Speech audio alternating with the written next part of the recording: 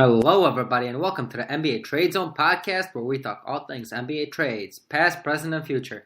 Hi, guys. My name is Daniel, and I am Sebastian. And today we're going to be doing something new with this podcast, where we're going to take a look at some trades that happened in the past. We are obviously called the NBA Trade Zone podcast, where we do want to focus most on the trades. So we're not really going to be discussing what's going on today in the NBA. We're going to look back at some stuff that happened in the NBA. In the history of the NBA. Yes. And there's a lot going on, but there's a lot of podcasts that talk about what's going on. A lot of exciting things. Was able to catch the Nuggets, and Jamal Murray beat the Celtics yesterday. He did a fantastic job, at least on the offensive end of the ball. But like we just said, there's other podcasts that talk about that. We want to focus here on NBA trades. So we're taking an alternative look, essentially looking at some historical trades that happened, and either essentially seeing what would have happened if an alternative trade occurred or if the trade itself did not occur. So essentially just seeing how things would have worked out if other rumored trades that were close to happening but did not go down, what would have happened if they did go down. So I will let Sebastian start off. We're proposing trades to one another, essentially not proposing trades, but we're going to throw out some rumored trades that could have happened, or throw out some alternative scenarios, and the other will discuss how it would have looked, how it would have shaken up the NBA, essentially. So I will let Sebastian start. So I'm going to start with a trade that actually did occur in 1991, and we will actually discuss what if it didn't occur. In 1991 is a little-known deal where a European player by the name of Drazen Petrovic was in his second year with the Portland Trail Blazers. He was very unhappy. He wasn't getting the minutes that he wanted. So he was traded from Portland to the New Jersey Nets. And this was a 3-team deal where Portland picked up a perennial all-star but a veteran, an older man at the time, Walter Davis. Petrovic went to the Nets. And Denver acquired a first-round draft pick and Greg Anderson.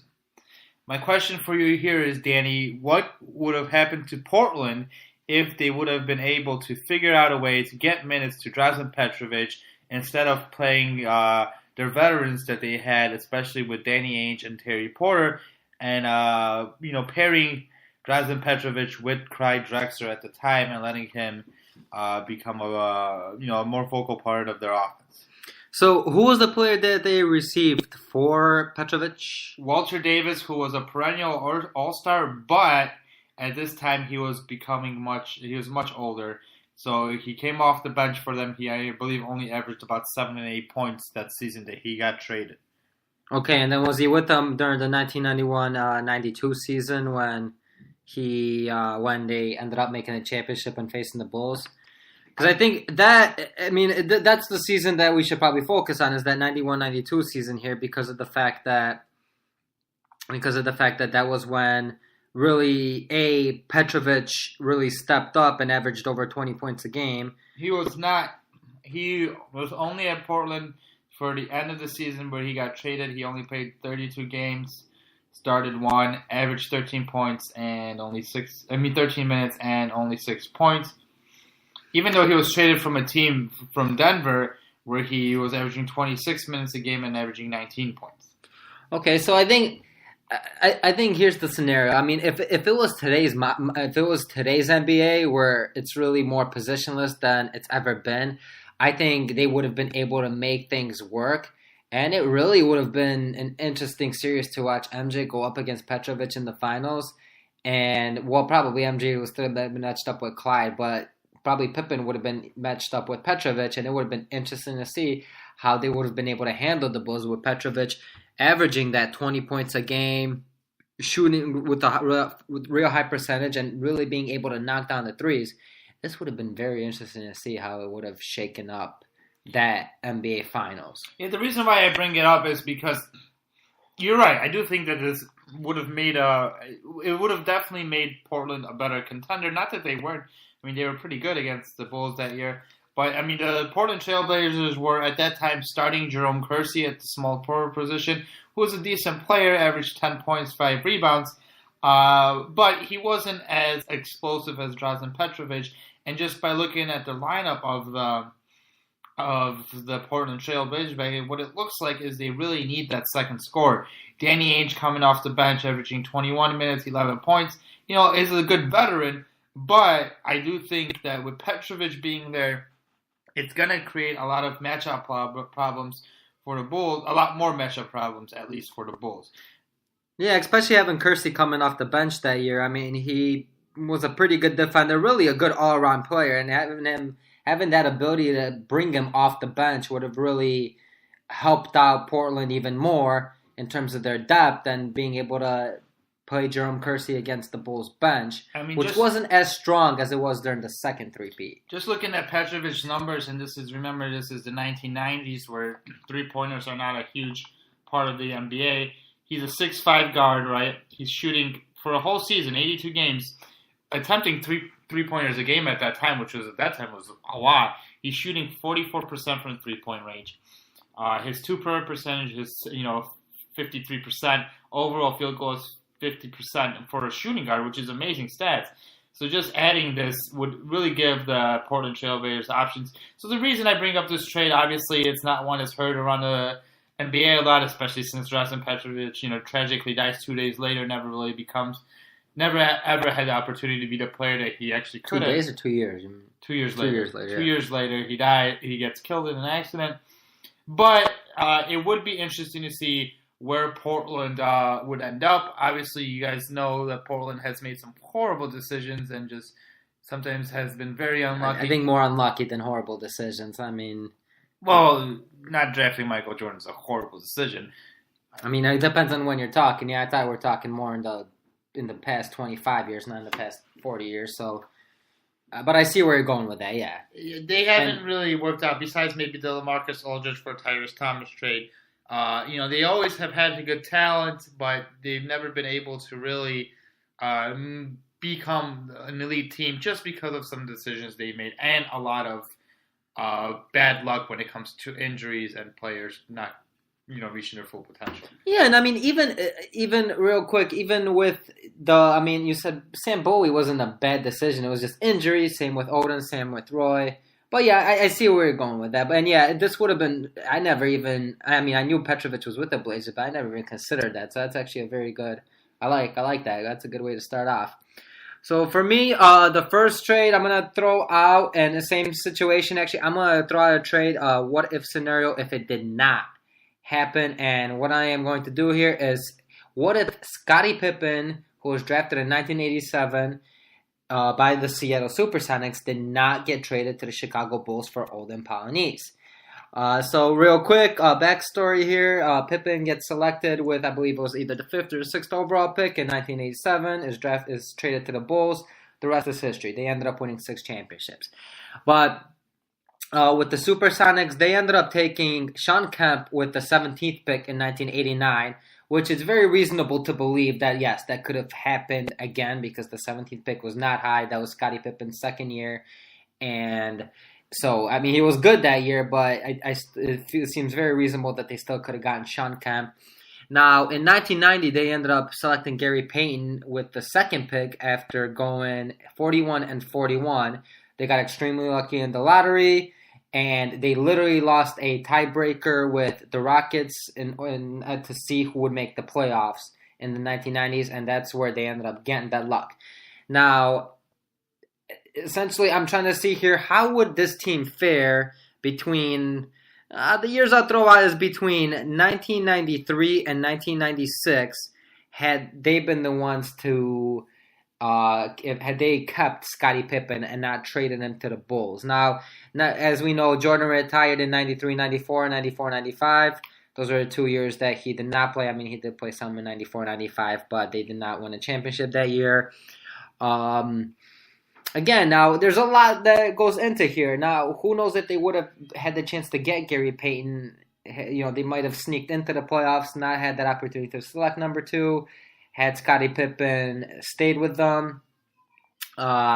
Would Jordan have retired because of the fact that who knows if he would have three-peated with the team he had? Who knows if he would have won 1 championship? But what I really want to focus in is how this team would do between those 3 years. when they won 63 games, 57 games, and 64 games respectively.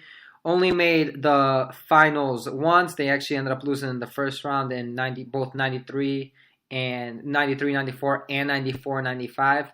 And then they ended up losing the finals in 95-96. But they won a lot of games all 3 years.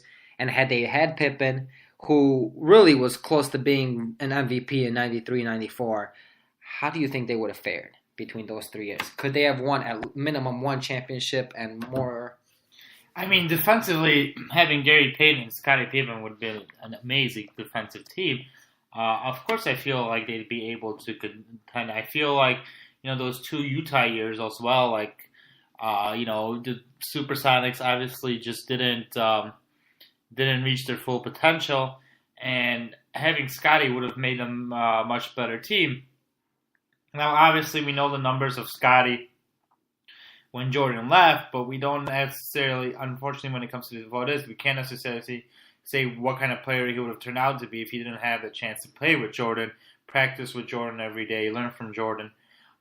Would have he been as great of at least offensive player? Because I honestly, defensively, I still think that just because of his athleticism and skills coming in, he'd continue being a really good defensive player.